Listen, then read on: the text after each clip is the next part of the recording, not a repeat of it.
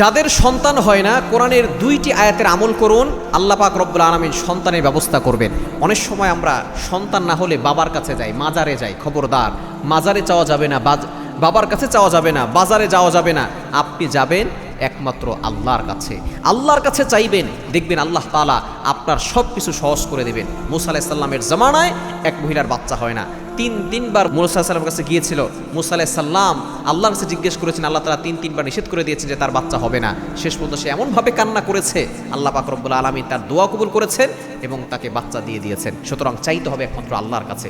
2টা আমল করবেন। 1 নম্বর হচ্ছে ইব্রাহিম আলাইহিস সালাম যে দোয়া করেছিলেন, পবিত্র কোরআনুল কারীমের অন্যতম একটি আমল। আপনি অবশ্যই এই আমলের পাশাপাশি দুরূদ শরীফ আর ইস্তেগফার বেশি বেশি পড়বেন। এই 2টা আমল খুবই কার্যকরী। দুরূদ শরীফ সাল্লাল্লাহু আলাইহি সাল্লাম, আস্তাগফিরুল্লাহ, এই 2টা আমল বেশি বেশি পড়বেন।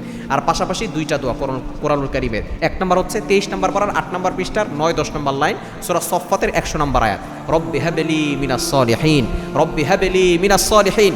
ইব্রাহিম আলাইহিস সালাম বৃদ্ধ বয়সে এই দোয়া করেছিলেন, আর আল্লাহ তাআলা ইসমাঈল আলাইহিস সালামকে দান করেছিলেন। এবং 2 নম্বর হচ্ছে জাকারিয়া আলাইহিস সালাম করেছিলেন। 3 নম্বর পারা 14 নম্বর পৃষ্ঠার 3 নম্বর পারা 14 নম্বর পৃষ্ঠার 1-2 নম্বর লাইন, সূরা আলে ইমরানের 38 নম্বর আয়াতের একটি অংশ, রব্বি হাবলি মিন লাদুনকা যুররিয়াতান তাইয়্যিবাহ ইন্নাকা সামিউদ দুআ।